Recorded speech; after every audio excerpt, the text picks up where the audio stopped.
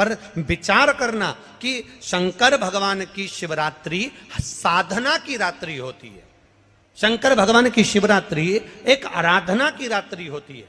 हमने पहले भी कथाओं में कहा, हर महीने शिवरात्रि आती है, प्रत्येक महीने शिवरात्रि पड़ती है, और प्रत्येक महीने की शिवरात्रि पर अगर आपसे बन सके, आप दुनिया में अगर आपके पास में लोग कहें कि ये बहुत गरीब व्यक्ति है, बहुत साधारण व्यक्ति है, इसके पास धन नहीं है, वैभव नहीं है, सत्ता नहीं है, इसके पास खुद का मकान नहीं है, इसके पास खुद की प्रॉपर्टी नहीं है, इसके पास खुद की दुकान नहीं है, दूसरे के यहाँ काम करता है, इसके पास कुछ भी नहीं है, हम उनसे कहेंगे 12 महीने शिवरात्रि आती है, 5 जगह पर चढ़ाई हुई बेलपत्र, आप एक वर्ष 12 शिवरात्रि का एक नियम ले लो, 5 जगह पर बेलपत्र समर्पित करना सीख जाओ। एक बेलपत्र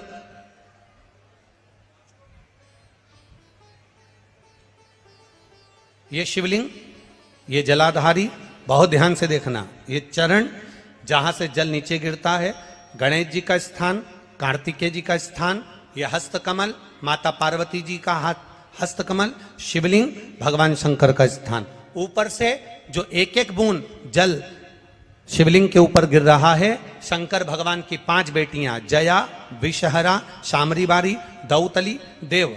बीच में जो एक मोटी सी लाइन है वो शंकर भगवान की छोटी लड़की, क्या नाम है? अशोक सुंदरी। ये पूरे शिवलिंग का वर्णन। 5 जगह पर बेलपत्र, 5 स्थान पर बेलपत्र, 12 महीने की शिवरात्रि। आप दूसरे के यहाँ काम कर रहे हो, नहीं है नौकरी, नहीं है काम, दूसरे के मकान में रह रहे हो, खुद का मकान भी नहीं, खुद का प्लाट भी नहीं, खुद की प्रॉपर्टी भी नहीं, बहुत संघर्ष की जिंदगी जी रहे हो, ठेला धका रहे, लौरी चला रहे, गाड़ी चला रहे, ऑटो चला रहे, अपने लिए करने का प्रयास करना। घर में जितने सदस्य हैं, 12 महीने शिवरात्रि आती है, एक बेलपत्र अशोक सुंदरी वाली जगह पर, डंडी का मुंह नीचे की ओर। दूसरी बेलपत्र माता पार्वती जी के हस्त कमल पर, ये 2 पत्ती जो होती है, इस पत्ती के 2 भाग शिवलिंग के बीच में हो। तीसरी बेलपत्र भगवान शंकर के शिवलिंग पर, डंडी का भाग आपके विपरीत दिशा में हो, विपरीत दिशा में। चौथी बेलपत्र भगवान शंकर का जहां से जल बहकर जाता है, जमीन पर जो जल बहता है, जमीन पे से जो जल बहकर जाता है, चौथी बेलपत्र उस जमीन के जल पर जहां से वो पानी बहकर जा रहा है, पूरे शिवलिंग को छोड़कर जहां से पानी जमीन पर बहकर जा रहा है उस स्थान पर। और 5वीं बेलपत्र नंदी का जो पांव ऊपर उठा हुआ है, उस पांव के पास में 5वीं बेलपत्र समर्पित करना। एक शिवरात्रि से लेकर 12 शिवरात्रि जो 1 वर्ष तक कर लेता है, 1 वर्ष अपनी कड़ी मेहनत के साथ में मेहनत पूरी करना। और ये 5 बेलपत्र हर महीने जो शिवरात्रि आती है उस पे समर्पित करना प्रारंभ कर दीजिए और मेहनत करना प्रारंभ कर दीजिए। आपको आपके कर्म का फल मिलेगा। साल भर के अंदर आप अच्छे बनकर बैठ सकते हैं। एक बेलपत्र, एक धतूरा। धतूरा जानते हो? अरे बोलो तो जम के, जानते हो ना? एक बेलपत्र, एक धतूरा, एक शमी पत्र। शमी पत्र कितना? एक बेलपत्र, एक धतूरा, एक शमी पत्र और एक सफेद पुष्प, केवल एक सफेद पुष्प। एक आखा चावल का दाना। आखा का मतलब जानते हो? मतलब पूरा सेगा चावल का दाना। एक चावल का दाना, एक सफेद पुष्प, एक धतूरा, एक बेलपत्र, ये सब हाथ में लेकर, अगर तुमको ऐसा लगता है कि आपको ऐसा महसूस होता है कि मेरी सारी राहें बंद पड़ी हुई है और मैं जिस काम में हाथ डालता हूँ वो काम आज होता ही नहीं, दिन लग जाते हैं। जब दुनिया के लोगों के पास में सुख आ जाता है तब भगवान मुझे सुख देता है, जब दुनिया का भला हो जाता है तब मेरा भला होता है।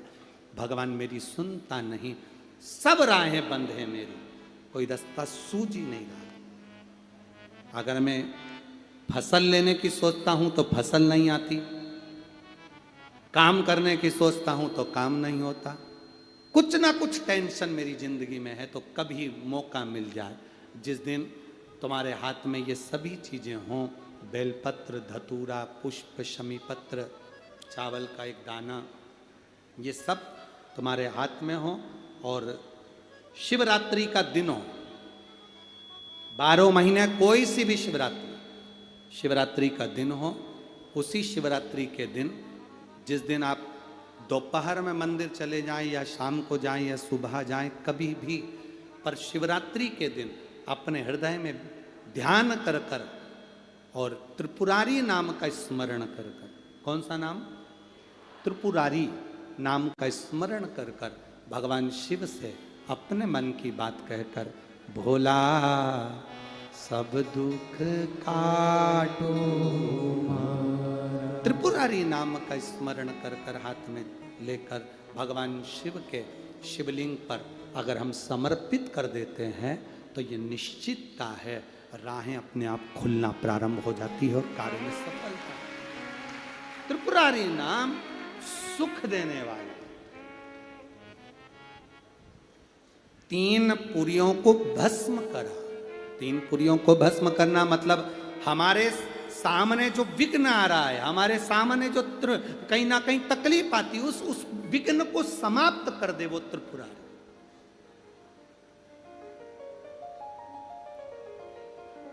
हमारे विघ्न को जो समाप्त कर दे वो त्रिपुरारी। माघ महीने की शिवरात्रि भी और माघ महीने की प्रदोष भी, और माघ महीने का प्रदोष के दिन सोमवार भी 27 तारीख को पड़ रहा है, प्रदोष भी 27 तारीख को पड़ रही है, और महीने की शिवरात्रि भी 27 तारीख को पड़ रही है। तीनों का समागम, 3 संजोग, सोमवार, 27 तारीख का ही प्रदोष और 27 तारीख को ही महीने की मासिक शिवरात्रि, तीनों का संजोग बन गया। हमने आशीष से कहा दुनिया के लोग कुंभ में त्रिवेणी के घाट पर जा रहे हैं, पर मेरे भोले बाबा ने यहां त्रिवेणी इकट्ठी कर रख दी है। मेरे शिव, एक निवेदन सभी श्रोता बहन भाइयों से, कथा आस्था चैनल पर जो सुन रहे हैं, फेसबुक यूट्यूब पर जो सुन रहे हैं और पंडाल में बैठकर जो सुन रहे हैं, जिस दिन दिल से हारो ना,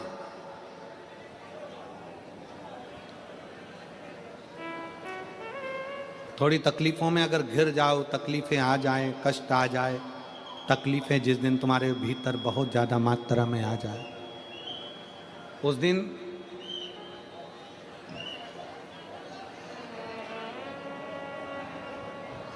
तीन बेलपत्र, एक बेलपत्र में पीला चंदन, बीच वाली पत्ती। जिस दिन तुम्हें लगे कि मैं बहुत दुखी चल रही हूं और मेरा काम हो ही नहीं रहा, बहुत तकलीफ की जिंदगी चल रही है, कोई हाथ पकड़ने वाला नहीं है, कोई संभालने वाला नहीं है और बहुत तकलीफ हो रही, बहुत तकलीफ। उस समय पर एक बेलपत्री के बीच वाली पत्ती पर पीला चंदन, दूसरी पत्ती पर लाल चंदन और तीसरी पत्ती पर 11 चावल गीले, पानी में उसको थोड़ा सा भिगो लें या धो लें, 11 चावल गीले शिव जी की उस पत्ती पर रखिए। सबसे पहला पीला चंदन का बेलपत्र, दूसरे नंबर पर लाल चंदन का बेलपत्र, तीसरे नंबर पर जो 11 चावल आपने धोकर रखे हैं वो हाथ की हथेली में रखना है और हाथ की हथेली में रखकर अपनी कामना कर कर भगवान शंकर से विनय कर कर पंचाक्षर मंत्र नमः शिवाय या षडाक्षर मंत्र ओम नमः शिवाय या श्री शिवाय नमस्तुभ्यम बोलकर उस बेलपत्र पर सीधे हाथ में रखकर उल्टे हाथ का स्पर्श कर कर बाबा से अपने मन के भाव कहकर शंकर के शिवलिंग पर उसे समर्पित कर दीजिए। एक ही लोटा जल, जहां से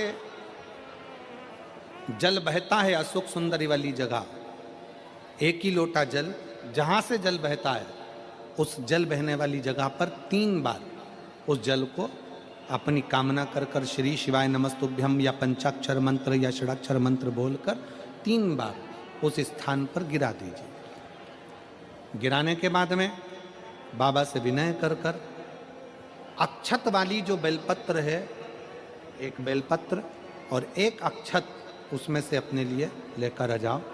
उसको 2 महीना 3 महीना अपने घर में रखिए। जितना भी दुख है धीरे धीरे बाबा समाप्त कर कर खुशियां घर में लेकर आता ही है। दुख समाप्त होगा, खुशियां घर में आएगी जरूर।